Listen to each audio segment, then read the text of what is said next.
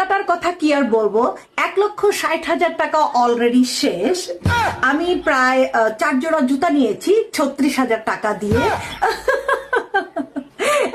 আমার স্বামী ফ্রান্সে থাকে, তো মূলত উনি আমাকে টাকা দেয়, উনার টাকা দিয়ে আমি চুলি এবং ফুটানি করি। আর সবে বরাতের শুরু থেকেই তো মনে করেন যে আমার ঈদ মার্কেট শুরু হয়ে গেছে। কিন্তু যে ওড়নাটা পরেছেন ওটার দাম তো 150 টাকা। দেখুন, দামি জিনিস কখনোই দেখে দামি মনে হয় না।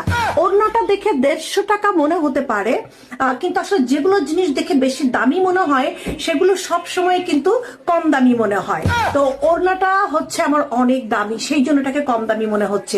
বেশি ঝিকঝিক চিকচিক করলে সেটার দাম বেশি হয় না, এটা আপনাদের মনে রাখতে হবে।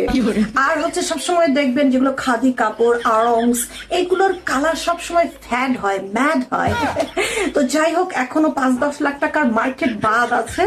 স্বামী ফ্রান্সে থাকে। ওকে, আমার তো টাইম নাই। ইন্টারভিউ নেওয়ার জন্য থ্যাংক ইউ।